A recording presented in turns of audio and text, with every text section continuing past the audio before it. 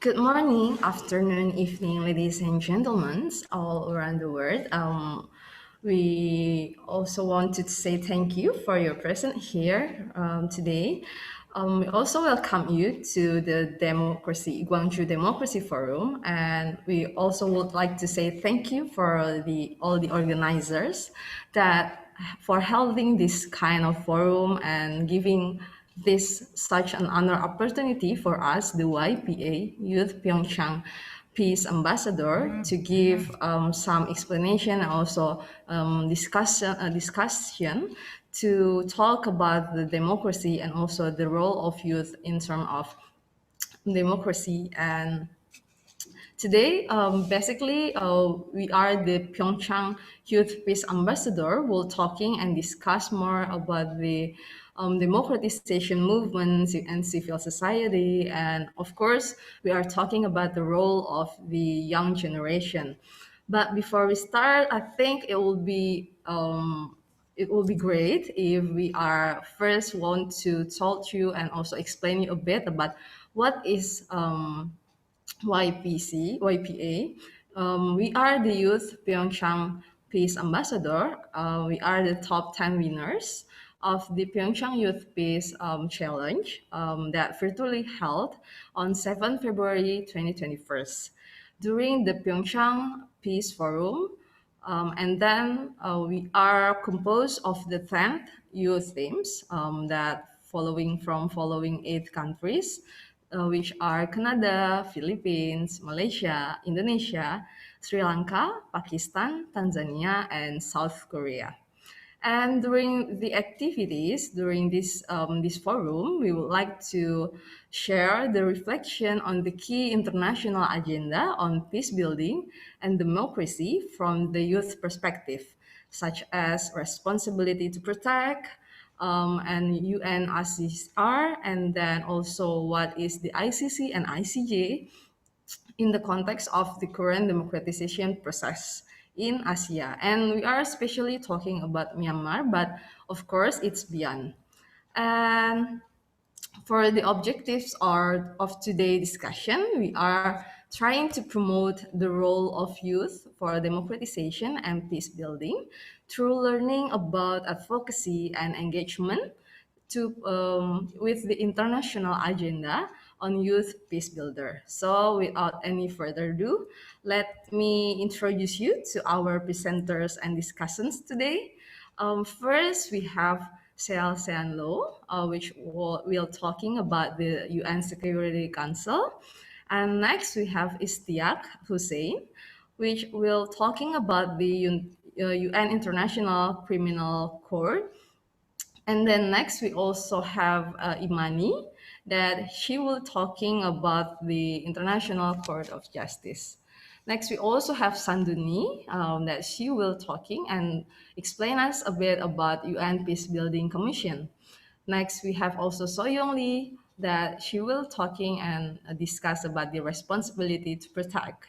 Next, we also have Chelsea, that she will talking about the UN Security Council, especially for women, peace, and security. And the last but not least, we also have Shukur, that he will talking about the UN Security Council regarding the youth, peace, and security. And we also have some discussion. Basically, we have 6 discussions, but today we have Taeyong Bae and also Chaeyoon Kim, and we also have Professor Anselmo, which he is the advisor of Pyeongchang Peace Forum. So next, before we start the presentation, I think it will be great. I would share you some images that maybe will delivering our discussion today. If you see those pictures, what does the first things that come to your mind? Is it war, humanity, peace, youth, or maybe democracy? And then for the next picture, what do you think about those pictures? Yes, of course. Basically, we might identify different things, of course, but as we already mentioned, that humanity is a very universal things. When it comes to humanity issues and also democracy, it will be relating and intersecting elements each other.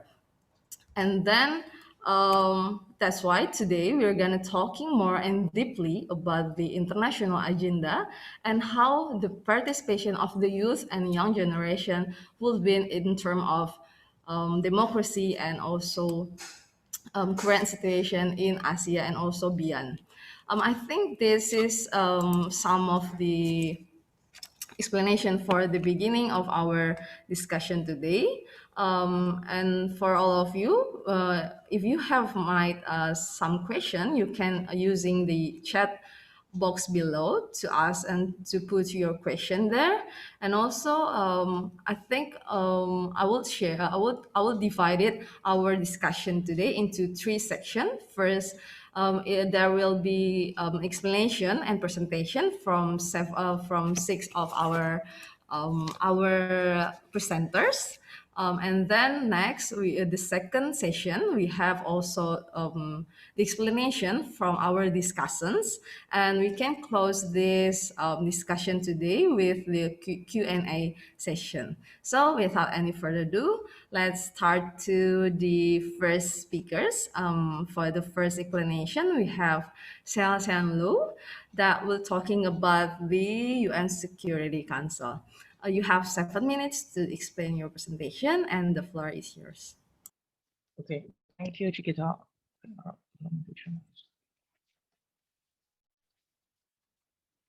So, can you see my screen now?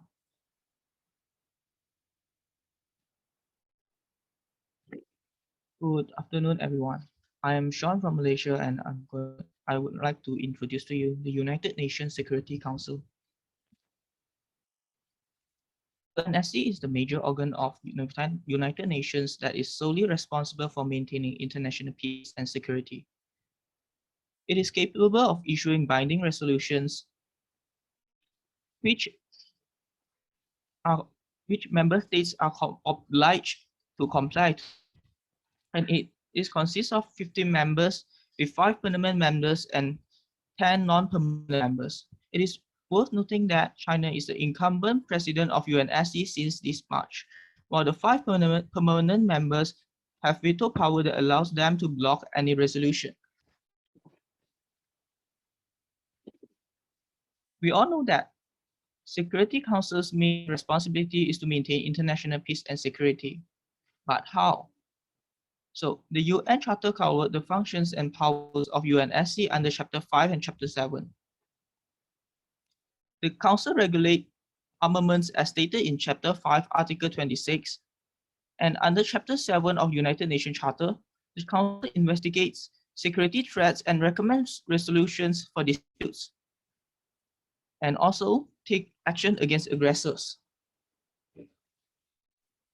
According to the UN Charter, UNSC may mobilize member states to cooperate in many ways to maintain peace, including impose of sanctions or to interrupt economic and diplomatic relations against certain states. It is applied as part of a comprehensive strategy to maintain peace by compelling aggressors to cease atrocities or remove them from tools of oppression. There are currently 14 sanctions regimes currently ongoing, namely 1718 Sanctions Committee against DPRK and 2140 Sanctions Committee on Yemen.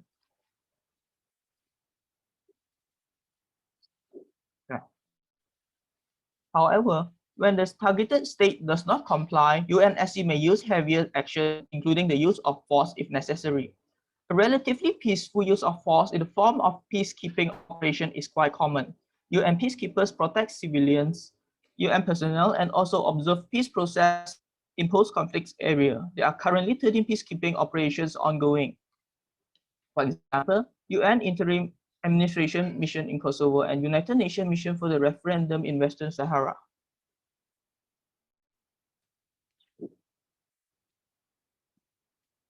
UNSCR, on the other hand, provide different arrays of resolution toward peace from various aspects regarding fields like women, youth, and etc., rather than military actions and sanctions.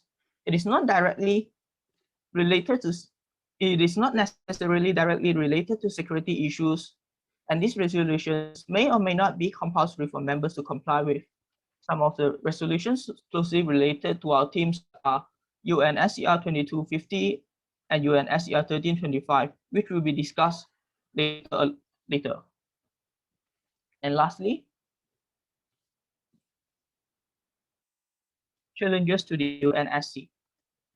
UNSC is a form of political balance of power among the 5 permanent members.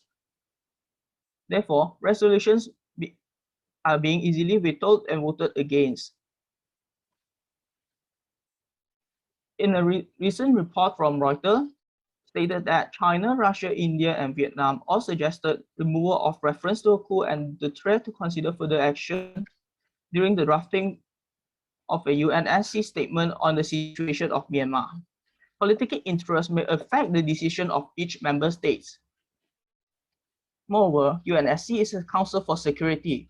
It does not cover much on restoring justice and peace building. Therefore, more institutions like ICC and ICJ were established, and to further maximize the effort of peacemaking, the Peace Building Commission, PBC, was created on the year 2005. And among 21 members of PBC, 7 were selected by the UNSC. And that's the end of my presentation. Thank you. Thank you so much, Sean, for delivering and also open this first presentation regarding the UN Security Council. And as Sean has been mentioned, for relating to UNRCR 2050 and also 1325 and also about R2p will directly explain for the next speakers. So without any further ado, let's get to the second speakers. For the second speakers, we have I쉬티아크 that would explain us a bit about the UN International Criminal Court. I쉬티아크, you have 7 minutes for your presentation, and the floor is yours. Thank you so much, Chikita, and thank you everyone that organized this great forum where we can express our main ideas and the main institution of the world. So my name is I쉬티아크 and I am from Pakistan. I am a Youth Peace Ambassador and finalist of Pyeongchang Youth SDGs Action Prize. Today I will talk about International Criminal Court and Right to Responsibility, which short form is R2p. And before going to proceed my presentation, we strongly condemn the current situation of ongoing violence in peaceful protesters and continuing violence of the fundamental human rights of the people of Myanmar. So following the current situation of Myanmar, I'm going to brief you about the role of ICC and R2p because R2p is the legal arm of ICC. So let me explain the responsibility of right to protect first. Right to protect was adopted by the United Nations in 2005 and stipulates that international community has a responsibility to protect people from crime against humanity, war crimes, and genocide. Later, one of our peace ambassadors will talk about this in detail. But for now, I would like to talk about ICC, which is International Criminal Court. The Rome Statute of the ICC is a treaty that established the International Criminal Court. It was adopted at a diplomatic conference in Rome, Italy, on 17th of July 1998 and entered into force on the 1st of July 2002. As of November 2019, 123 states are parties to the statute. So this was the short brief summary that when became the International Criminal Court and why was this established. So it's all because of the Rome Statute. So the current headquarters of ICC reside in Netherlands, and around 200 people deal with genocide and war crimes and crime against humanity.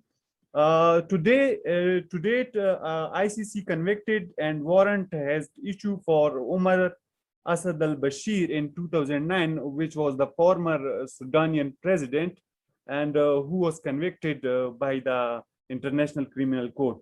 But the main thing is ICC trails individual, not countries or organization, for the 4 crimes such as genocide, war crimes, crime against humanity, and the crime of aggression. So for the individual, and it's all a deal about individual, not countries and organization. For countries and organization, there is ICJ. Later one of our fellow will talk about ICJ. ICC works both in the courtroom and in the field, and both work in the courtroom and in the field, and realize cooperation with countries in the order to fulfill its mandate, particularly for making arrest, transferring arrest person to the ICC detention center, and freezing suspected assets and enforcing sentences. So you can see my screen. These are the 4 pillars where ICC work, such as the crime of genocide, crime against humanity, war crimes, and the crime of aggression. So the Rome Statute created 3 bodies. Number 1 is court, number 2 the trust fund for victims, and the last one is assembly for the statist party. So in the last, I would like to also talk about ICC has 4 organs. The presidency, second one is judicial division with the 18 judges divided into 3 divisions: pre-trial, trial, and the appeal. The third one is the officer of the prosecutors, which conducted investigation in every matter. And the fourth one is finally the ICC registry, which provides support to the court. On behalf of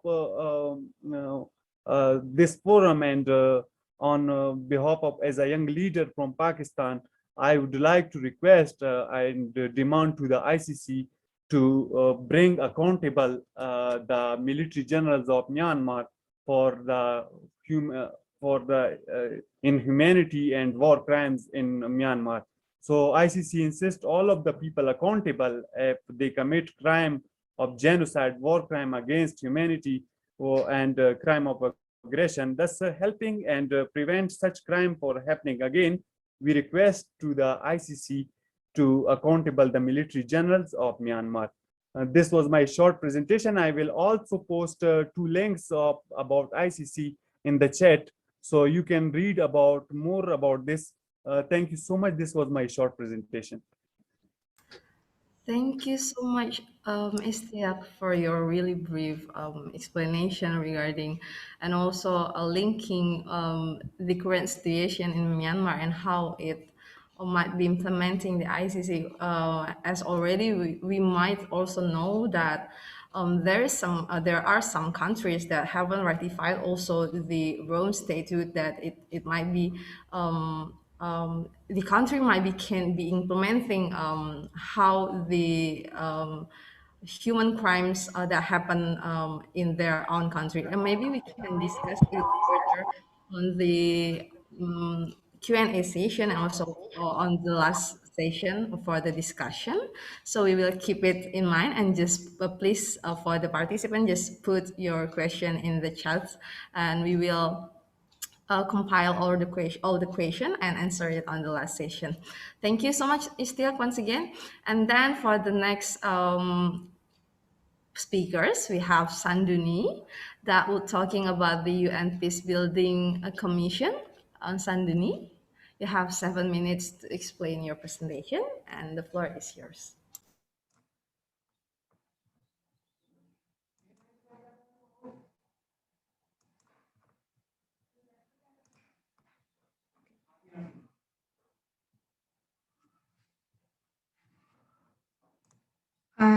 I think I'm audible. Yeah. Thank you, Chitika. Once again, welcome, and ladies and gentlemen. Now we are here to talk about United Nations Peace Building Commission. I'm Sundani Dissanayake from Sri Lanka. What is peace? Simply, peace is freedom from disturbances. Then, what is peace building?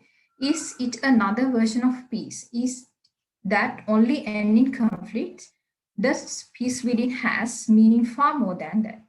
Let's see what the former Secretary General of United Nations, Ban Ki-moon, said about building peace. Building peace is about much more than ending war. It is about putting in place the institutions and trust that will carry people forward into peaceful future. And moreover, he says, we often have limited window of opportunity in which to do this. Peace building is a long-term process of encouraging people to talk, repairing relationships, and reforming institutions. Everyone affected by conflict has to involve in process of building peace. In the aim of helping countries to build sustainable peace, prevent replace into violent conflict, in 2005, the UN peace building capacity was strengthened by the creation of Peace Building Commission. The United Nations Peace Building Commission is United Nations intergovernmental advisory body of both the General Assembly and the Security Council that supports peace effort in conflict-affected countries. We can say mobilizing resources, political support and advocacy, and fostering coordinated action are the main three pillars of this. UN Peace Building Commission is working together with the United Nations Peace Building Fund and the Peace Building Support Office. UNPBC is the linchpin of UN's peace building architecture. Members of UN Peace Building Commission come from General Assembly, Security Council, Economic and Social Council, and top 5 financial and military contributions. There are 7 each from General Assembly, Security Council, Economic and Social Council, 5 top providers of each fundraising and military and police for UN peace building. Okay, let's talk about why we need and what are the main features of UN peace building. Since 2010, surge in violent conflict around the world has drastically increased, more than 60% of conflict from the early 20s from past decades. This multiplied the number of war victims, displacement, death, human needs, economic breakdowns, human rights violation, and ecological loss. This directly affects for the achieving sustainable development goals. Therefore, peace building need for safety and security, support to political process, to provide basic services, institution building and public administration, and economic revitalization. The key features are helps identify clear peace building priorities for the countries on its agenda, encourage the national ownership, partnerships and mutual accountability, networks closely with the UN system at headquarters and in the field, raises funds for the peace building. Let me show you some of the main projects done by UNPBC. Mainly, Commission had involved to fill the gap between people and political parties and mobilize the funds for peace building in Burundi. UNPBC helped to get international support and financial support for the election in 2011 and succeed in getting new partners involved in the country in Central African Republic. In the goal of peace consideration, UNPBC had support for the elections and provide guidance for all stakeholders in Kenya. Commission has helped to get international support for Sierra Leone in Western Africa to build peace building strategy. It helped youth empowerment and to stop political violence in Sierra. When we consider about the annual work plan of UNPBC, this year, it mainly focuses about COVID-19 pandemic, financing more for peace building, improve flexibility of Commission partnerships, and engagement of other stakeholders. In the follow-up to the PBC's regular engagement on youth, peace and security, a number of member states have proposed for PBC ambassadors' consideration the development of strategic action plan to help guide and monitor the Commission's efforts in support for the critical role of young women and men in peace building. The strategic action plan, considering the recommendation of the independent progress study on youth, peace and security, addressing the missing piece.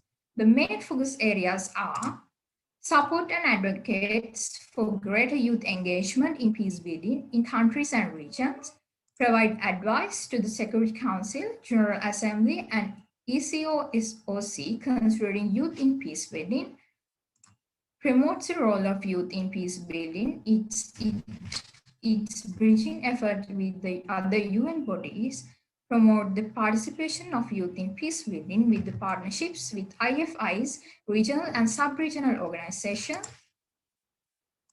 and PVC access the progress on implementation of the strategic action plan to help advance the role of youth in peace building.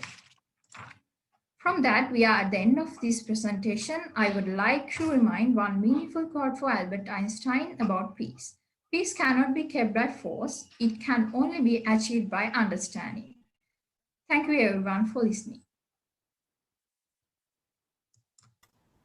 Thank you, Sundani, for your kind of presentation regarding the UN Peace Building Commission, and also telling us a bit about the strategic action that have you been prepared also. Thank you so much. And for the next speakers, let's get to the next speakers. We also have Imani that will talking about the International Court of Justice. Imani, have you ready with your presentation? Okay, 7 minutes and start from now, and the floor is yours.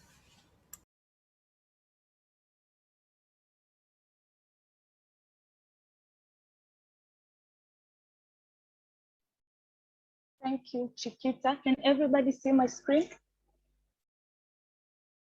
Okay, I am Iman Henrik from Tanzania, a YPA ambassador and YPC finalist, the Action Prize winner. And today I'm going to talk about ICJ.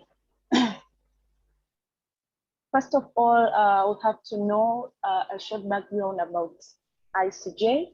It's the International Court of Justice, and it's the principal judicial organ of the United Nations, and it was established in June 1945 by the Charter of the United Nations and began work in April 1936.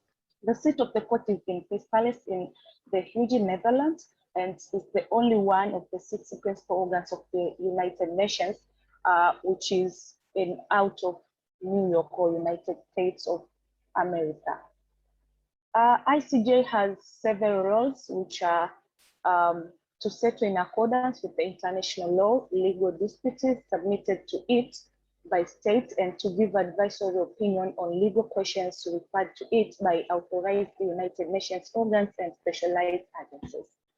Also, its role is to affirm in fundamental human rights and to ensure sovereign equality of all its members. Its structure is as seen. The court is composed of 15 judges who are elected for terms of office of 9 years by the United Nations General Assembly and the Security Council. It is assisted by the registry, its administrative organ, and its official language are 2, English and French. As my fellow presenters talked about ICJ and other international criminal courts or tribunals, ICJ differs from others as it has no jurisdiction to try individual accusers of war, crimes, or crime against humanity. As it is not a criminal court, it does not have prosecutor able to initiate proceedings. The jurisdiction of ICJ is general and thereby differ from that of specialist international tribunals. There are several cases presented in ICJ, like application of the International Convention on the Elimination of All Forms of Racial Discrimination, which is between Qatar and United Arab Emirates. But also Gambia's genocide case against Myanmar, which we have, it's our main referral in Myanmar. So I try to explain it in details. As you can see, Gambia genocide case against Myanmar before the International Court of Justice. The Rohingya people are Muslim ethnic minority in Buddhist. majority Myanmar, who in recent years have faced mass persecution and ethnic cleansing that has been described as genocide. The state government deems them illegal immigrants, but the Rohingya people argue that they have lived in the area for generations and that this treatment is unfair to Muslims. Some of the scholars term this conflict as internal armed conflict that were triggered by the Rohingya attack on the government of Myanmar. On 11th November 2019, the Gambia logged application with the ICJ against Myanmar. The application alleged that Myanmar has committed mass murder, rape, and destruction of communities against the Rohingya group in Rakhine State since about October 2016, and that this action violates the Genocide Convention. Gambia is backing with 57 members of the Organization of the Islamic Cooperation, and the Gambia also submitted the request for the indication provisional measures of protection. The ICJ held the public hearing on that request for 3 days, 10 to 12 December 2019, and a commentator described the hearing as remarkable spectacle, nothing that the Gambia's team provided brutal descriptions of the atrocities while Aung San Suu Kyi avoided using the word Rohingya except in reference to the Arakan Rohingya Salvatory Army.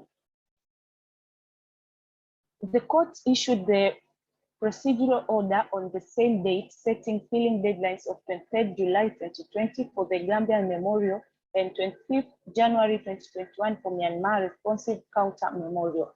On 18 May 2020, the court issued an extension for the Gambia's memorial and set filing deadline of the 23rd October 2020. Similarly, an extension was granted to Myanmar set at 23rd July 2021.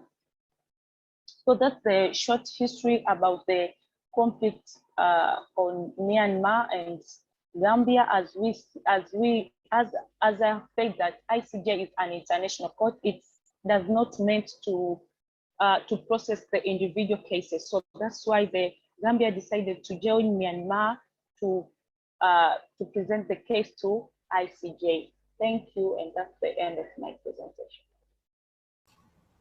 Thank you, Imani, for your explanation regarding the ICJ, International Court of Justice. Hope that all the participants can get it, and I think it's a really good tool when you point out the practice of the ICJ, which basically dealing with the Myanmar situation, but regarding to Rohingya cases. And maybe we will discuss this more on the Q&A session and the discussion session.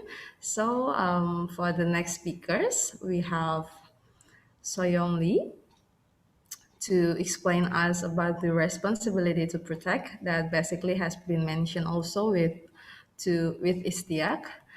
You have 7 minutes, Seoyoung, and the floor is yours. Okay. Good afternoon. I'm Seoyoung Lee, the Youth Peace Ambassador in South Korea. When we look around the world today, we are confronted with millions of ordinary people who fear for the freedom and security of their lives every day. Especially now, unrest has gripped Myanmar. Military leaders initially restrained response to the first waves as protests. Civil disobedience and general strikes has grown more forceful over time, escalating into brutal effort to put down the movement that has so far left thousands injured and more than 700 dead since the military takeover on February 1st. This figure is one that military junta in Myanmar denies. The figure was instead generated by the civil society. Many of those killed have been younger protesters, and their lives often ended with a single gunshot to the head. In such a crisis, Myanmar citizens are desperately shouting for R2p.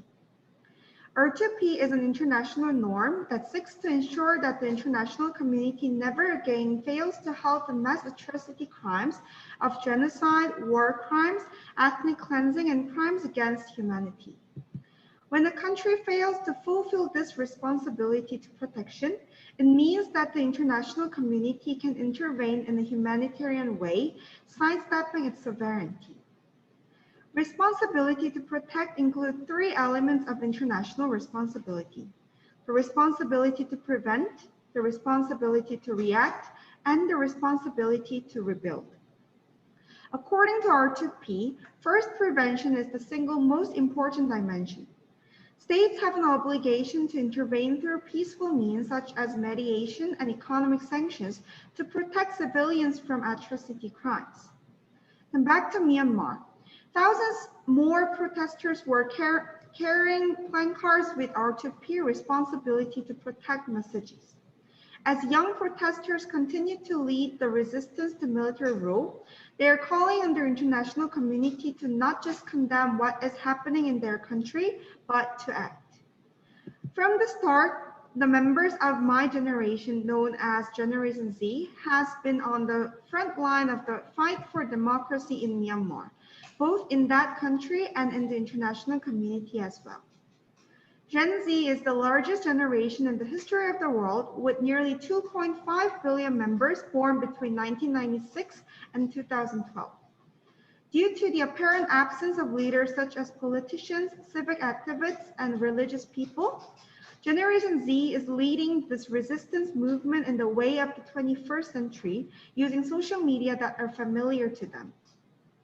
Also, Gen Z are trying to make flyers for fact checks and deliver them to other regions, as including in metropolitan areas. These efforts and influence of Gen Z bring great hope to Myanmar. And the protest of the people of Myanmar reminds me of the May 18th Gwangju democratization movement in Korea. In 1980, here in Gwangju, there was a cruel military massacre and there were citizens who resisted it. In a state of being blocked from the outside, citizens fought to the end, comforting each other without giving up, even though they were knocked down by bullets of military coup forces and trampled by military boots. Those struggling in Myanmar share many common denominators as those that participating in the civil uprising in Gwangju over 40 years ago. However, an important point of distinguishment is the fact that contemporary technology enables those the outside to understand the fuller picture of the ground level atrocities, as opposed to relying on the military junta that controls the state media. We are all well aware of what's happening in the ground. There is a moral and ethical responsibility of those on the outside, especially the state actors, to intervene and prevent the further wanton losses of life. Thank you for listening.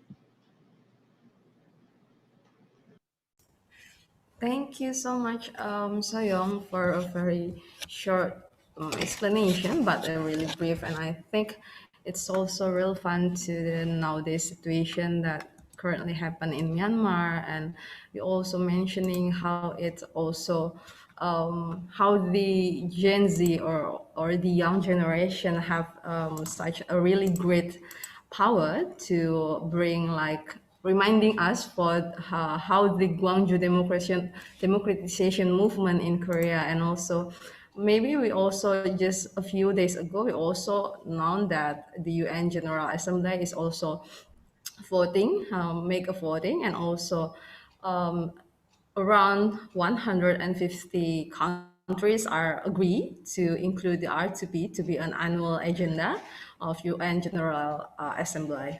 And of course, we will discuss further about this on the next, the last session of these discussions.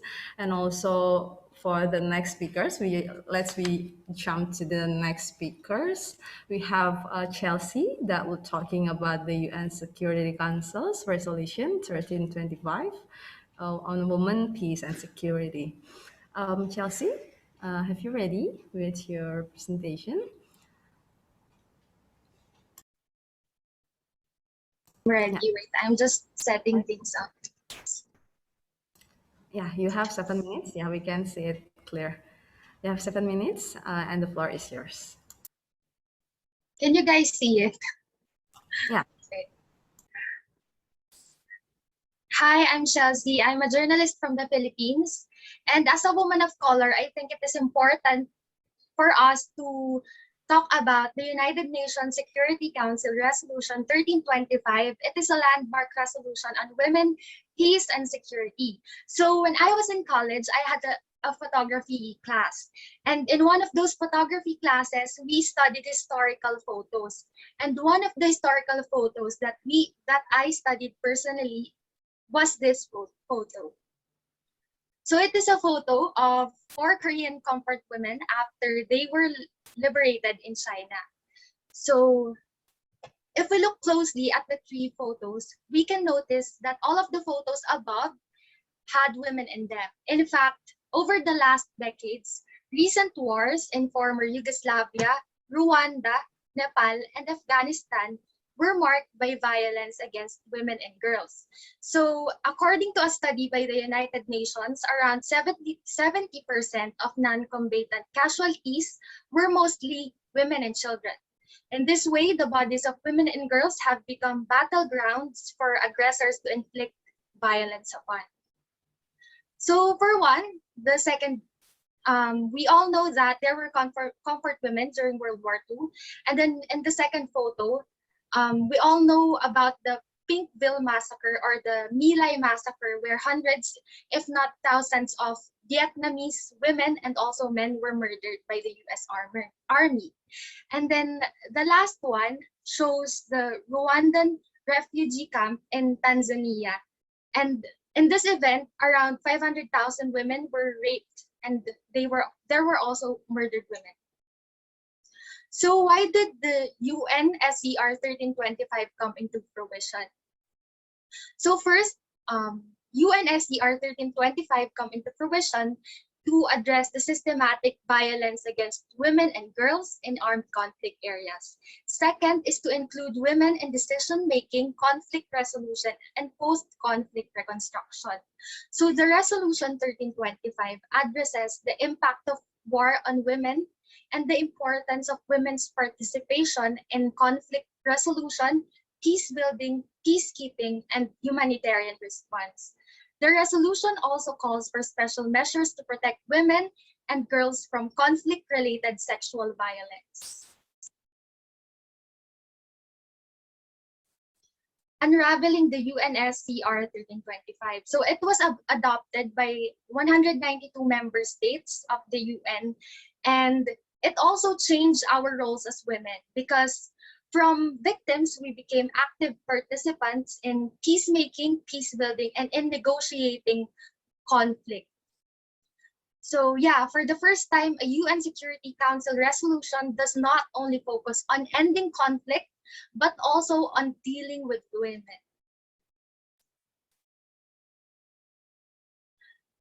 So it urged member states to ensure increased representation of women. In a way, it also provides opportunities for women to participate in peace processes as a way of achieving long-term solutions. It also called upon parties to armed conflicts to take special measures to protect women and girls from war.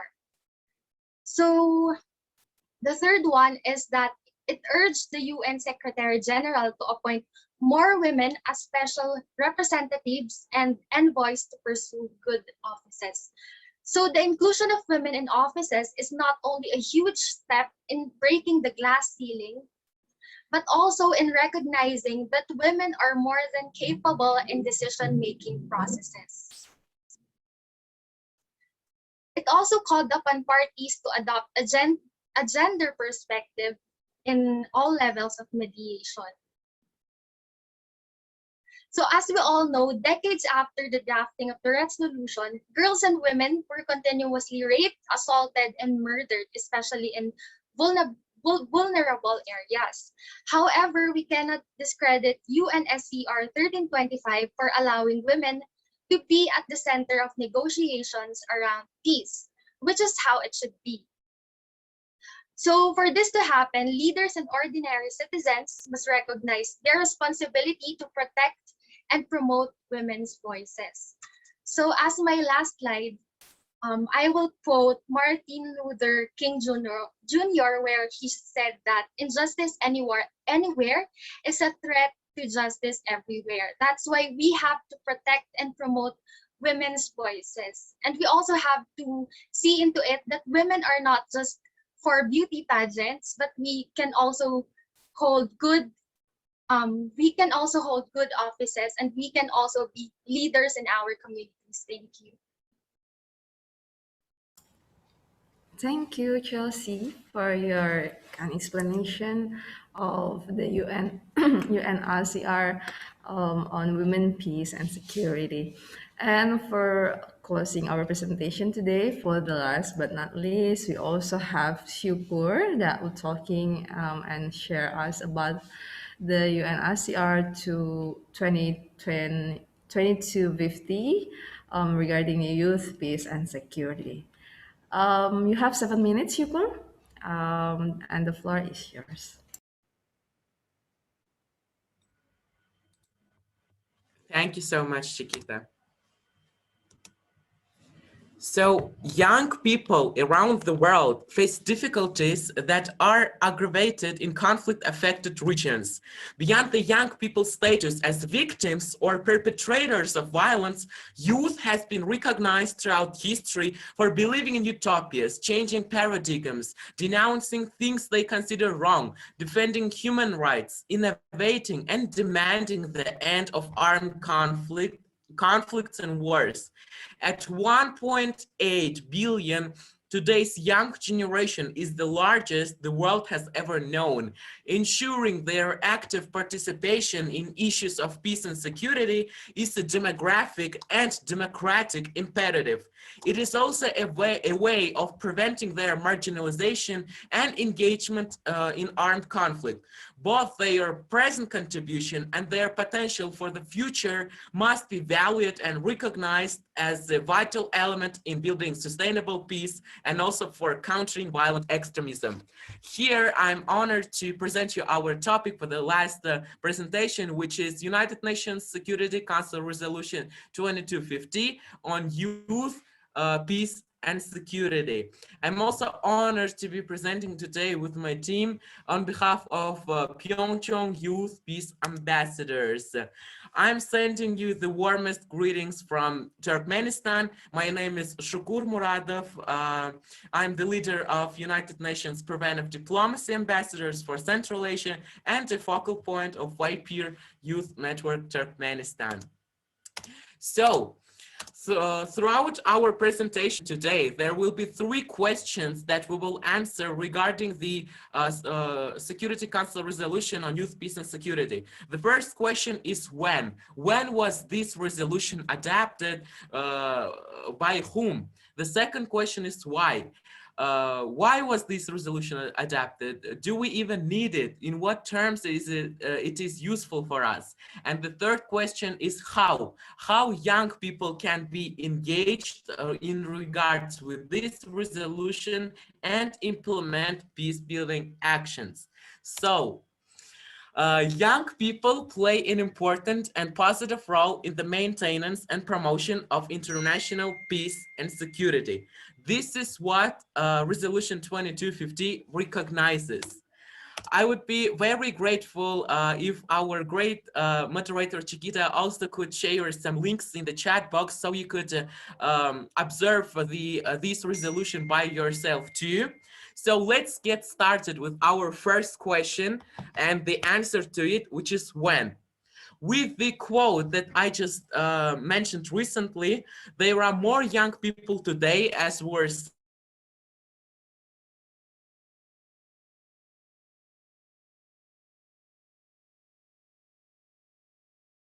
saying that at 1.8 billion people between 10 and 24 years of age, of whom more than 600 million live in conflict zones. However, until December 2015, there was no international framework analyzing or responding to issues of youth, peace, and security. The demographic argument is probably one of the most powerful and compelling reasons for recognizing the role of youth in building peace. If the failure of peace processes has generally been associated with the absence or the limited inclusion of certain social groups, it was impossible to ignore a group that represents more than half of the population in fragile countries. But it is not only a matter of the role of youth in contexts of war or armed conflict. It is also a question of giving space and recognition to youth in their efforts to prevent all forms of violence. So Resolution 2250 is historic because it finally puts youth at the center of processes and policies for the sustainable development of peace and security. It is unique resolution for different reasons. First, it is the first time when the Security Council has adopted a thematic resolution dealing comprehensively with youth in issues related to peace and security. And the second is that the document recognizes the role of young people in their ability to promote peace, transform conflicts, and prevent violence. In this resolution, youth are not considered only as a group to be protected, so youth as victims, nor as a group to be protected from, so youth as perpetrators of violence, but young people are rather considered as actors for positive change in their communities, recognizing their role as catalysts for peace and actors in preventing violence. So 2250 is a thematic resolution, as we're saying, which deals with the topic of youth from an international peace and security perspective. It provides a set of guidelines upon which policies and programs are developed by UN member states, the UN, and civil society. It emphasizes the disproportionate and specific effect of armed conflicts on young people and underlines the importance of their participation in peace building. The resolution has 5 lines of action. The first is participation. So member states should consider ways to increase inclusive representation of youth in decision-making at all levels for the prevention and resolution of conflict. The second is protection. All parties to armed conflict must take the necessary measures to protect civilians, including those who are youth, from all forms of sexual and gender-based violence. States must respect and ensure the human rights of all individuals, including youth, within their territory. The third is prevention. Member states should facilitate an enabling environment in which young people are recognized and provide adequate support to implement violence prevention activities and support social cohesion. Fourth is partnership. Member states should increase their political, financial, technical, and logistical support that take account of the needs and participation of youth in peace efforts. And the last but not the least is disengagement and reintegration. So disarmament, demobilization, and reintegration activities must consider the needs of youth affected by armed conflict, including through evidence-based and gender-sensitive youth employment opportunities and inclusive labor policies. And the last question is how young people can be engaged in this resolution. So even though member states are responsible for the implementation of the resolution at the national level, there are many ways in which young people and civil society organizations can take part in this process. You and your organization can contribute by spreading the word and advocating, building partnerships, organizing a national launch of the resolution or mobilizing resources, implementing SDGs through simple actions on daily basis, participate in peace-related youth forums to make your voice heard, as for example, we on behalf of Pyeongchang Peace Ambassadors did this year. Then you can join youth clubs, groups, and youth networks, for example, as major group of United Nations for Children and Youth. And for sure, you can develop your leadership and public speaking skills at Model United Nations, and we encourage you to take part in opportunities provided by United Nations. At this point, I would like to say thank you to organizers for this great platform to talk about peace and security, and I call you to carry the torch of peace, trust, and innovations all together. Thank you so much. Thank you so much, Shukur, for your, yeah, I just want to reminding you that the time is up, but it's pretty great that you have explained, and I thought that I can quote your words that use as a catalyst. Maybe we can discuss this more, since we have also some participants here that would also talking regarding the all the themes that has been mentioned by all the speakers. So first, please give it applause to our presenters today. Thank you so much for all presenters for giving us such a really deep and comprehensive explanation and presentation. So as I have been mentioned at the first session, that we will come to the second session. That is, we will hear some comments and also highlighting some and also maybe giving some clarification or making some suggestion and recommendation for this. We have here 5 discussants that will be talking about it. We have Seoyoung, and also we have Jaeyoon, and also, yeah, we have 3 of us. I think I will give the first opportunity to Theo to just like giving some comment and also highlighting some and giving us some discussion regarding the presentation that has been made by all the presenters. You have 5 minutes, Theo. Sure. So the discussants and I, in preparation for this presentation, we decided to divide up different presentations for us to talk about. So I'll be talking about first the United Nations Security Council, the UNSC, the first presentation, as well as the ICC, the International Criminal Court. To begin with the UNSC, I think a key point of emphasis here is that the tenure for non-permanent members of the UNSC is 2 years. They're voted in by the General Assembly, the UN, all the states in the UN, think of it that way. Now, there are 5 seats reserved for African and Asian states, 1 from Eastern Europe, 2 from Latin America, and 2 from Western Europe and rest, for example, Canada. Now, there are also 5 permanent members, as already discussed by Sean. The reality is, though, that these 5 permanent members were created based on international order over 70 years ago, post-World War II. And the one exception is China, which switched from Taiwan to mainland China in the 1970s, as many free world states normalized relations with mainland China. Now, and the key thing with these permanent states is that they have the ability to veto any measures. And this can be seen as an undermining of the internationality of the UNSC and is a space for potential reform. Now, resolutions passed by the UNSC, as already mentioned, are legally binding for all UN member states. However, the inherent reality is that any enacting of actually acting on such resolutions passed by the UNSC is contingent on UN states adhering to and actually enforcing its content. For example, there's no overarching international authority, there's no world police out there to force member states to follow through. Now, one perhaps relevant example is reports of businesses in China and Russia not following UNSC sanctions on North Korea in the past, with relevant state authorities apparently turning a blind eye. And this is a space, and this is an inherent problem for international governance in the national-based order, right?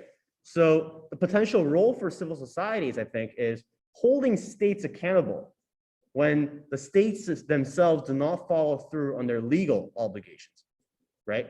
Which really, in sort of to carry out this responsibility, it heightens the importance of our understanding of international institutions, norms, and others so that we can correctly demand accountability when needed. So perhaps we're learning lots here, and that'll make us a little bit more prepared as we demand better from our state authorities. So the question I want to ask Sean for him to respond during the Q&A session is, is there any room for reform for the UNSC to make it more reflective of current geopolitical dynamics and make it more effective in combating current issues like Myanmar or even COVID-19? Now, pushing on to the ICC, the main difference between the ICJ and ICC, and I screw this up all the time, ICJ is a medium to settle arguments between countries, while the ICC punishes individuals. And a key point to note here is that not all states are signatories of or are but have not ratified the Rome Statute. The Rome Statute was briefly mentioned by our presentation from I쉬티아크. Why does this matter?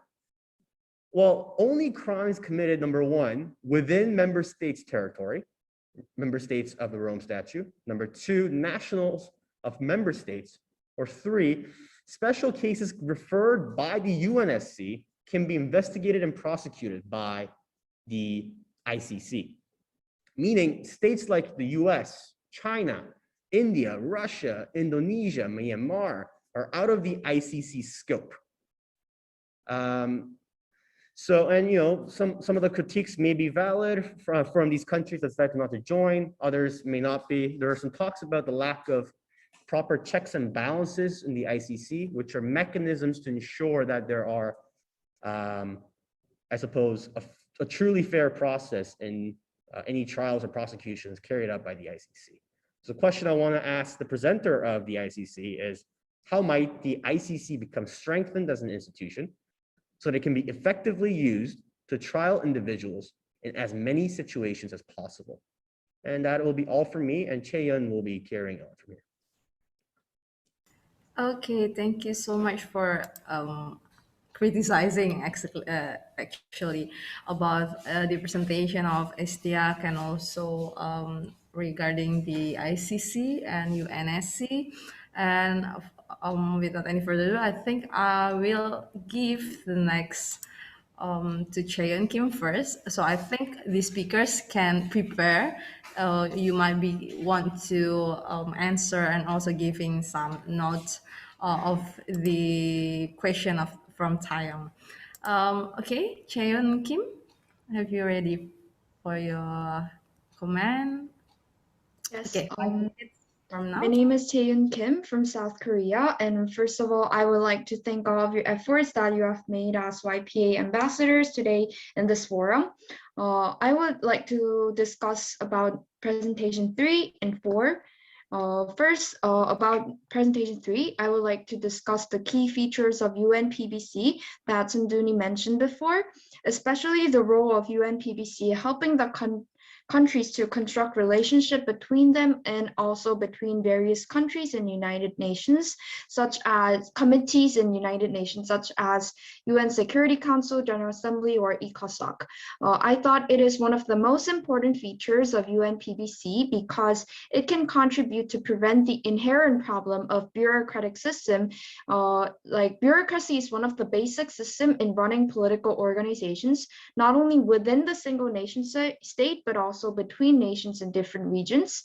And I think it can contribute to efficient decision-making by systematic procedure, but when hierarchical feature in bureaucracy makes communication difficult between people and leads people to just do things that they should do and do not care about the whole picture. Especially when we are in conflicting situation, people try to blame each other by saying like, it's not my job, your department should take care of it. So like, however, by having an association that can play the role of bridge among countries and UN committees in these situations with severe crisis, I think it will be easier to deal with the essence of the problem. Next, I would like to give my own suggestion onto the points that the presenter mentioned about financing for peace building by strengthening the synergies between the Peace Building Commission and the Peace Building Fund as annual work plan of UNPBC in 2021.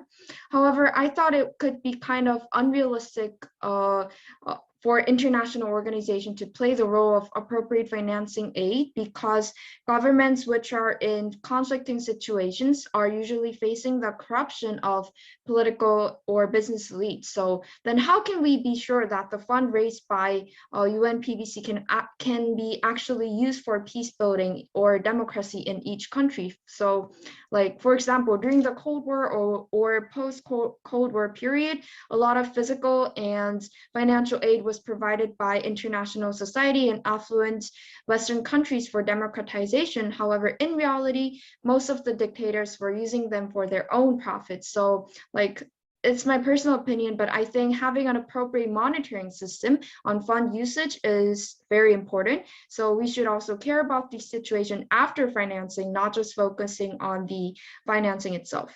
The point, and this is the question I want to ask, and it is about how UNPBC can maximize its role on cases such as the civil disobedient movement. Both happened in Gwangju in 1980 and now in Myanmar, especially with the roles of youth.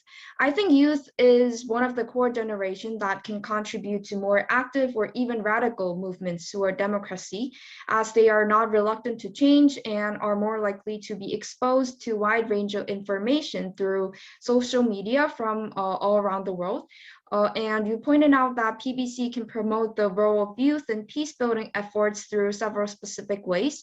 However, I was curious about like how much impact that it can actually have to youth in reality. Like in my personal opinion, for this advice or encouragement to be implemented effectively, both youth and other generation as a whole should know what exactly PBC is and what they are trying to achieve, and like much more specific actions they are doing in international society to promote peace. So I want to ask you how these strategic action plans on youth and peace building can be realized in our ordinary lives. And this was my opinion about presentation number 3, and about presentation number 4 about like International Court of Justice. Me and Seoyoung prepared together. And the first point I want to elaborate on is about the different role that ICJ and ICC, International Criminal Court, can play in current situation in Myanmar. To deal with this problem in ICC could be beneficial because the prosecution is toward an individual or a specific group. So in my opinion, ICC making decision on current military junta's actions in Myanmar could be powerful enough to lower the legitimacy of the military regime's power, which can contribute to the prevention of current violence or intolerable actions inflicted toward ordinary citizens.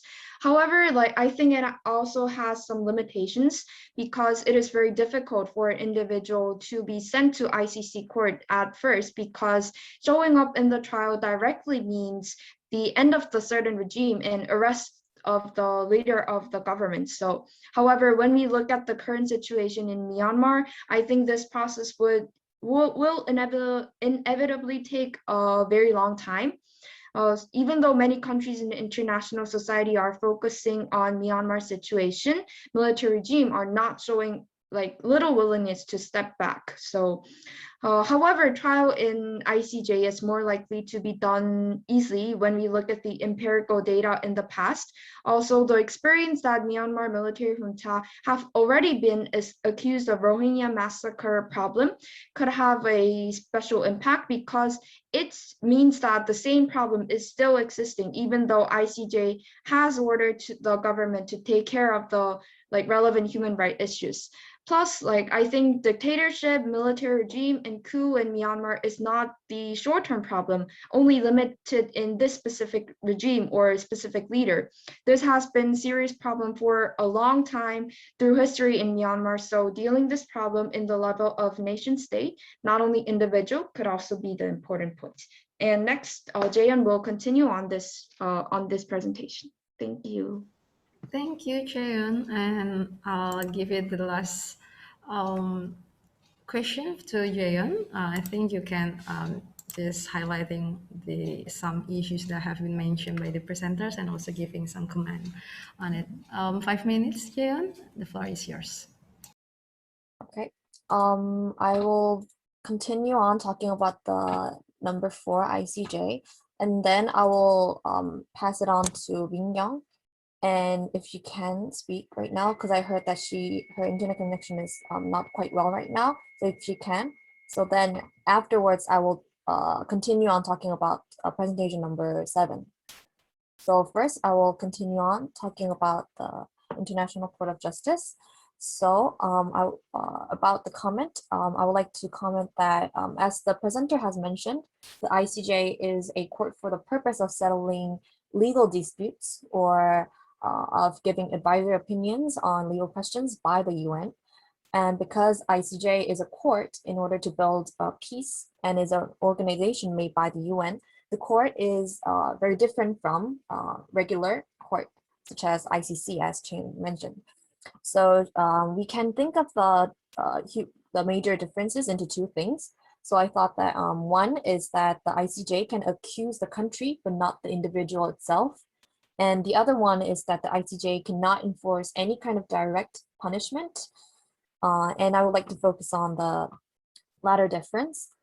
For the trial of Myanmar, even though the ICJ has justified Aung San Suu Kyi and accused Myanmar government for not using its power to protect their citizens from the army, the ICJ cannot arrest Myanmar government nor punish them, like I said before. So the only thing they can do is to negotiate or impose sanctions and nothing forceful. Also, the sanctions can be effective, but only when all the countries around the world who are okay about and cooperate in applying these kind of sanctions. So in other words, the International Court of Justice does not have any enforcement powers other than the ability to negotiate the preparations required for agreement non-compliance. Therefore, I would like to ask the presenter if she thinks that this kind of solution after the trial is effective. So I would like to know if she thinks that the way how the ICJ handle the situation should be changed or not. And then I would like to pass on the comment about number 5 to Min Young, if she can. Okay, thank you, Jang. Min Kyung, can you? Oh, I think there is some internet connection problems. So Min Kyung has put his command on the chat box. I bet you can see it on your own screen. Okay, thank you so much, Taeyong, Chaeyoung, Jaeyeon, and also Min Kyung for commenting and also highlighting some and noting and also giving some question and criticizing what the presenters have been prepared. And I think this is also some question that might be come to our mind. This is the really important question, and I think the presenters has also prepared their answer. And I think from Chikita? this question, we also can discuss further and more. Yes, Taeyong? I believe Jaeyoon has one more presentation left. She needs to discuss one more presentation, number 7. Yeah, because Okay. I wanted to pass on to Bingyang, but I think her internet connection is bad, so she wrote it in the chat room. So I will just continue on talking about number 7 right away. For number 7, UNSCR by Shukur, I would like to say that I really agree about the part where the presenter said that up until now and also still at this very moment, the youth has been considered as people to be protected and or should be protected from. However, now the youth should start to be considered as actors and should be able to protect themselves and others, not be protected. So I am really glad that the UNSCR has finally took this into account and made a resolution where the youth can participate in. And I would like to, and for the questions, regarding the participation part from the UNSCR resolution, the presenter mentioned that the member states have considered the view of youth when negotiating and implementing peace agreements. Then I would like to ask, how exactly can the youth participate? Will there be a certain place or position that the youth can participate in during the actual session. I'm asking this question because I am concerned that the participation of the youth will have its limits when the member states listen to the views of the youth only indirectly, such as surveys, interviews, or reports. So I believe that it will be quite different from hearing them directly and personally and being able to have a discussion with them, with the youth. So I wanted to know if the UNSCR has made the resolution for preventing these kinds of limits, and if so, how they are planning to listen to the youth's voice during the UNSCR sessions. Okay, thank you, Jayon, for also explaining about the Minkyung, because there is some connection problem with her. And I think I'll pass the next question to Mahbul, since he also have some comments and also maybe question regarding the presentation. Mahbul? Yeah, I'll give 5 minutes Yes. to you to give your comment also. Can I say? Yeah. Yes, Yes. please. Thank you very much for your great initiative. I have seen 3 presentations. Really, this is wonderful presentation. Youth can play a vital role to protect and promote democracy and also peace building in globally. We will look into present situation in Bangladesh, Myanmar, also Palestine, and also other countries. We easily can see that there is violence against women, forcefully eviction, torture, extrajudicial killing, enforced disappearance, violation of freedom of religion or belief, etc. So many human rights violations we can see at globally, but we have to create more awareness among young people. Because young people can play a vital role to protect and promote the democracy, and they are also making peace building in globally. Regarding the UN bodies cannot do to rights to ensure the democracy and peace in different countries and also Bangladesh. Because we have to create a pressure group among the young people, and young people only can raise their voice against violence, and they also established democracy and also making peace building in globally. So my suggestion to Maitin Memorial Foundation, they can make a strong youth platform, and youth platform they will raise their voice against injustice, raise their voice for democracy, raise their voice for ensuring human rights for all. Thank you very much. Thank you. Sorry, this is Mahabul from Bangladesh. I am working here as a human rights activist, and my organization name is Bangladesh Center for Human Rights and Development. Thank you very much. Yeah, thank you so much, Mahbub. Since we already know that we have the really different every different countries of course have a different democracy situation, peace situation. That's why Mahbub highlighting about the democracy and also human rights violation situation in Bangladesh specifically.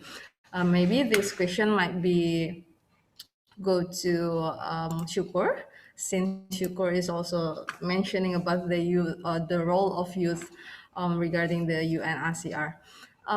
Okay, thank you, Mahbub, for giving us such a really great question. Hold on. Okay. Okay, I'll give the first first opportunity to answer the question that has been mentioned from Seoyoung. I think first I would go to Sean and also Istiak, since they also become the first and second speakers. Who would go first? Istiak, have you ready with your answer? Okay. Yes, Deb. Please give it short and 5 minutes to answer. Yeah, the floor is yours, Istiak. Thank you so much. Actually, thank you so much, Yang, for your wonderful comments and questions. To date, there are 123 parties have joined ICC, but in more countries are remaining, and including the superpowers such as USA, Russia, India have not joined yet ICC. So we need to convince them to join ICC because these are the main stakeholder of the world and these are the world leading countries. So we need the countries who have already joined need to convince them to join the ICC. Second thing I would like to mention that we can strengthen the ICC by respecting their decision and their trials, because when they were suspect the president of Sudan, but the African countries said that this is a wrong decision. We are not agree. There were conspiracy theories, and they just raise a question on the ICC.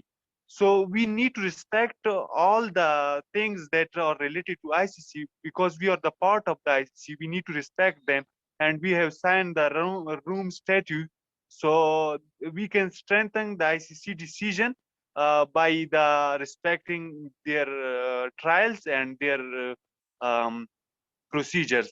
And lastly, I would like to tell you that if ICC will take action in the field, such as current situation in Myanmar, the military generals, so ICC can raise the voice of the people of Myanmar. That's then they will be strengthened and they will be raise the question of the common people. And if they accountable the generals of military generals of Myanmar, then they will be do great for the world. So I think these are the some ways that we can strengthen the ICC. Thank you, Mr. Yap, for your answer. I think I would go to Sam to also answer the question that come from Theo. Sam, have you ready with your comment and answer? Okay. Okay. Thanks, Seoyoung, for your comment. And yes, this been a long time since the creation of UNSC, and there is indeed calling for revoke of veto power and expansion of permanent seats. But and obviously, these suggestions and ideas are not welcomed by the permanent five. And however, according to a organization based in US that's named Security Council report, say that there's a few initiation calling for voluntary restraint of veto power, especially on human rights issue. And of course, most of the permanent five does not like this idea. And more on the veto power, I think we could at least loosen the requirement for UNSC to pass a resolution, and perhaps we can start by lowering the requirements. Like maybe we need at least two permanent members to vote against the resolution in order to veto the resolution. And I think, but at least this is a good start that there is initiative to reform the UNSC, but there's still a long way to go. And moreover, I think that there's another alternative to reform UNSC, that we can try to decentralize things. Like for example, sanctions. Most of the states can just impose their own sanctions against other states instead of waiting the resolution of UNSC to do something. For example, the European Union imposed sanctions on Myanmar much more earlier than UNSC declared sanction. And that's all. Thank you. Thank you, Sayan, and also I쉬티아크 for answering, and also maybe regarding the regarding the UN Security Council, and also how is it going to ICC. And for the next question, I think Sundani has been preparing her question and also commenting on Seoyoung's question. The floor is yours.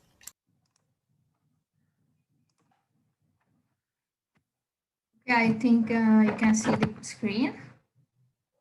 Yeah. Yeah. Thanks for the question and comments on youth and peace building. This is the strategic plan that was created in 11th February 2020 as help guide and monitor the Commission's effect in support the critical role of young women and men in peace building. Some of the actions which PBC addressed in the strategic plan and youth on peace building. In the first goal, it advocates for and help strengthen the important role of youth and youth-led organizations in peace-building initiatives and consultations with youth during country-specific regional and thematic meetings and field visits, and support effects by countries under PBC consideration to promote the role of youth in peace building in their respective national strategies and plans. That includes sharing good practices in capacity building, innovative dialogue platforms and workshops. Under the goal 2, this provides strategic advice and briefing to the Security Council, General Assembly and ECOSOC on the role of youth in peace building. To sustain the goal 3 and 4, the actions which can take are explored the scope for greater cooperation with General Assembly and respective parties in support for the role in youth in peace building and development of initiatives. Furthermore, to success the goal 5, PBC reports annually on status of the strategic action plan on youth and peace building. Moreover, I would like to mention about sustainability and peace building. As the governance body of both General Assembly and Security Council, I would like to mention what are the critical areas PBC have learned and implement for sustaining in peace in the world. The first one is key to the long-term sustainability of peace building is the creation and strengthening the citizen-focused functioning state that can protect and provide for its population. If the PBC is to help achieve this, it must first promote the broad understanding of the international resources brought to bear on assisting countries in transitions from war to peace. Such resources include diplomatic actions and security assistance and addition to development aid. Secondly, sustainability must entail the more realistic sense of duration. This is emerging evidence to indicate that peace building results must to be measured in decades or even generations, not years. Research has demonstrated that aid to post-conflict countries typically surging during the first few years after conflict, when the economy is not yet able to absorb those resources and diminishes just as the capacity to use aid effectively has been developed. The PBC must ensure the long-term durations of 10 years or more than basis of designing strategies and assessing the outcomes. And moreover, peace-building strategies must be broken down into manageable phases with creditable set of actions. And lastly, I would like to say, although the international community has vital role to play, sustainability in peace building, ultimate relies on the work done by national governments and societies are important. International actors have not succeeded where they have attempted to bypass national ownership or to fail to understand a local context. The key to successful transition and sustainable results is early engagement with the functioning for the state, such as strategies are rooted in the shared compact between society and the international community. Thank you. Yeah, that's all. Thank you. Yes, thank you, Sundani, for your very brief answer. And I think I would go next to the Imani.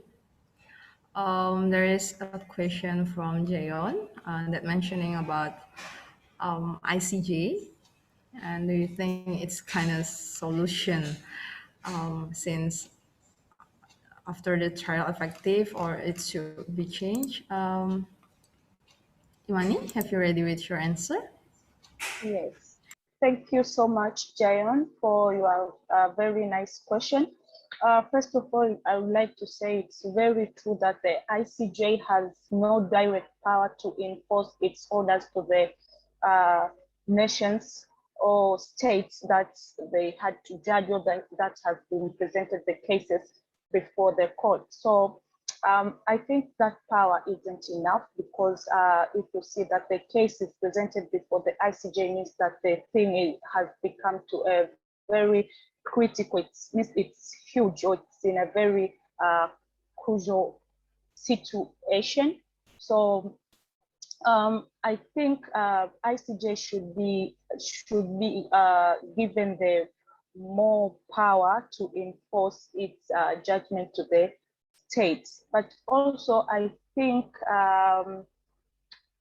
maybe its judgment and directive could be effective, but because it has not enough power to enforce about its judgments and agreements, maybe it can be ineffective because just saying that something should be done and without having the power to enforce it, if it has been done or not, maybe it's not seen like enough power to it. So I think it should be added the more power and more value to enforce its judgment to the nations and states that has presented the case, because just giving order is not enough. But also I think maybe in its court and maybe should, because we're talking about youth participation and engagement, they should engage youth, maybe even for mentorship, even for 2 or 5 years, because we all believe that youth are the tomorrow's elders who will be the part of who will be decision makers. So I think even on the board of judges should include youth participation, because I believe in us that we have a lot of innovations, a lot of views that will maybe help them to make a more wise decision. Maybe I think the number of youth should be increased, and it's, as you said, that its body should be changed, because we try, maybe we decide, then we try if it's works. So if we see that it's not working, I think there is no option than amending it. Yeah, thank you. Thank you, Imani. Yes, this is really interesting. Yes, since all of us here are the young generation and will become the next stakeholder who hold a really important position that this regarding these issues like ICC, ICJ, and how the amendment, like Imani and also Jayon has been mentioned regarding the ICJ. Thank you so much, Imani. For the next question, I will go to Seoyoung, since these questions are actually has been mentioned since the very first day of Gwangju Democracy Forum regarding the Myanmar situation, current situation, and how R2p are implementing. And this question from Min Kyung is also mentioned about it. Seoyoung Lee, I give this session to you. Okay. Min Kyung's question was, what can youth members of the international society do to prevent state violence such as the current crisis in Myanmar? And for the question, I think as we, the youth, I think the most important thing to prevent state violence is to support them in every way that we can and to stand with them. And I think Gen Z showed a strong ability to join the protest and have influential voice on social media across the world. For instance, in terms of Myanmar, the international community has had the responsibility to do what it can do to protect the lives of innocent people in countries. However, the world has failed Myanmar, so now its youth are stepping up. And I believe that we, the youth, have enough power to make the flow of change through the crisis so that they could force their state leaders to step up to approach current violence in Myanmar. Thank you.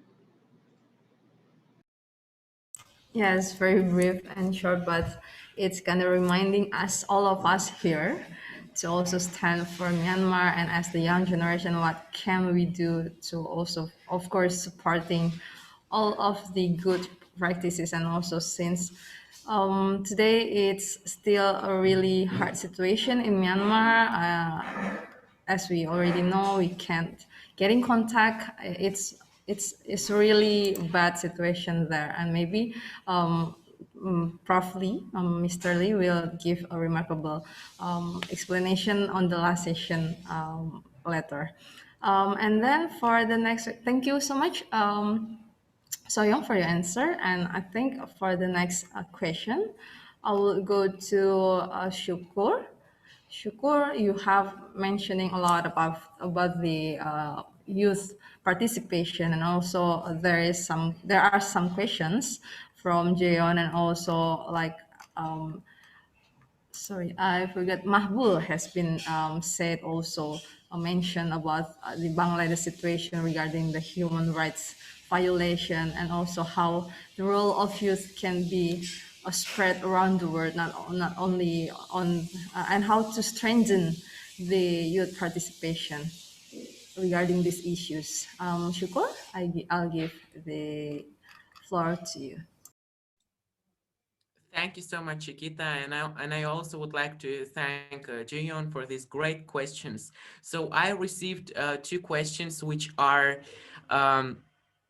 what actually Security Council Resolution 2250 has made after its adoption. So were there other resolutions which could prevent the limits of young people to participate in decision-making processes? And are there any certain places and positions where young people can participate directly? So I'd like to start answering to the question about other resolutions. So one of the next steps of the adoption of United Nations Security Council Resolution 2250 was the request to the Secretary General to carry out a progress study on the youth's positive contribution to peace processes and conflict resolution in order to recommend effective responses at local, national, regional, and international levels, and further request the Secretary General to make the results of this study available to the Security Council and all member states of the United Nations. So this independent progress study report, which is called The Missing Piece, was presented on 23rd April 2018 at the Security Council. On 6 June 2018, the Security Council adopted the second resolution on youth, peace, and security, which is UNSCR 2419. This resolution 2419 reaffirmed the commitment of the Security Council in the implementation of Resolution 2250 and called for increased and inclusive representation of young people in negotiating and implementing peace agreements. So I also would like to again, share the screen to answer to the second question, what positions young people can benefit from in terms of presenting their own voice. So just to remind, to recall our pillars, there are 5 lines of actions, as Jayan also was mentioning. So one of these pillars, lines of action, is participation. And according to it,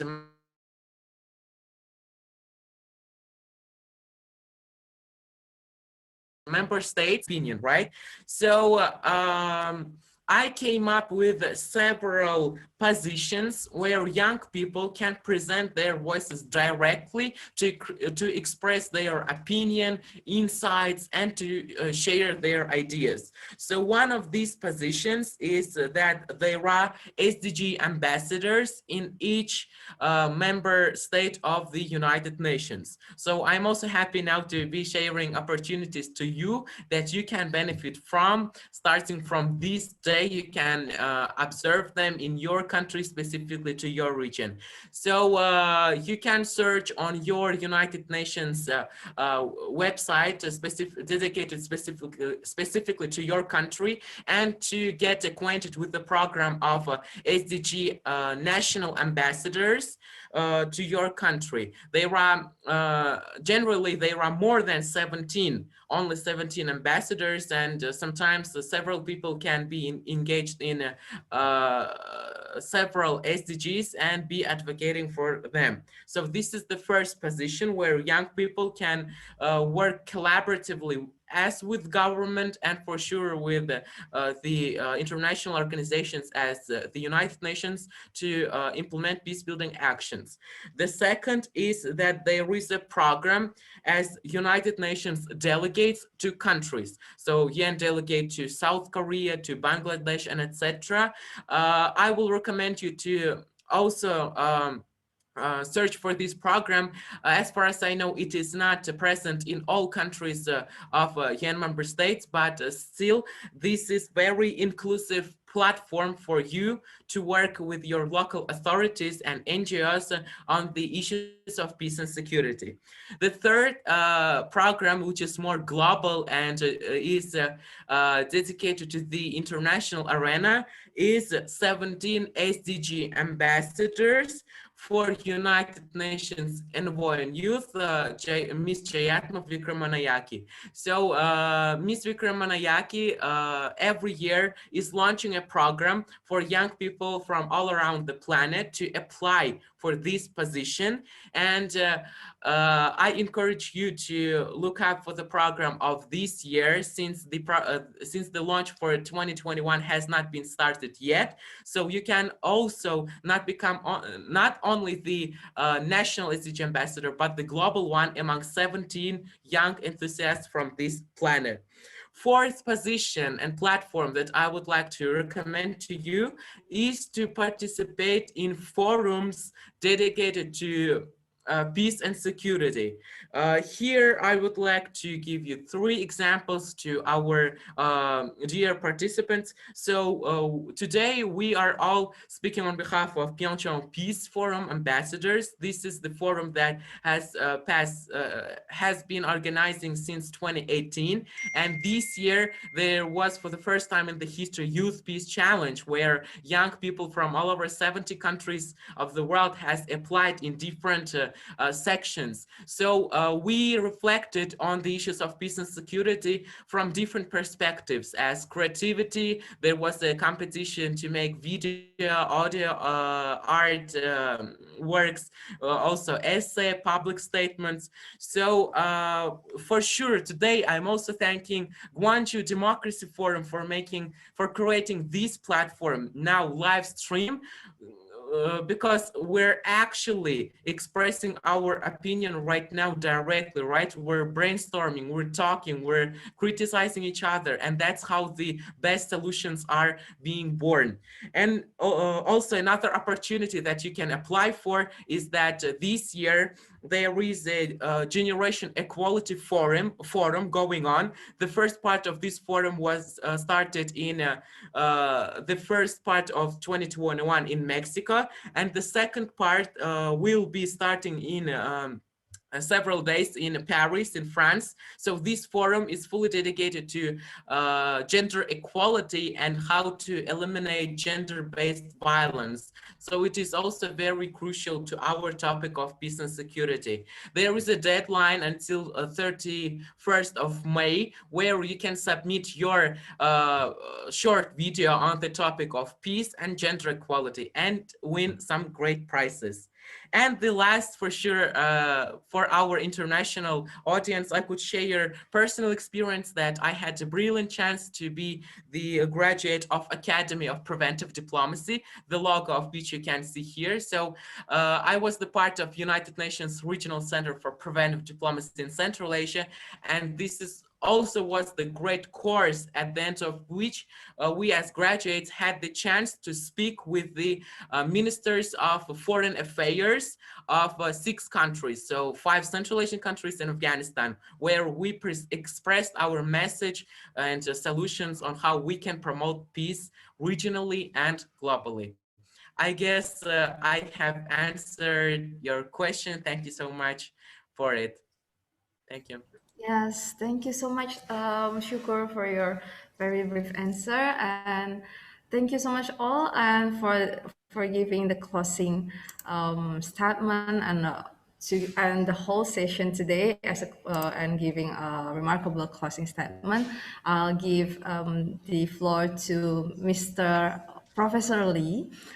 Professor Anselmo Lee. He is the advisor of Pyeongchang Peace Forum, and the floor is yours.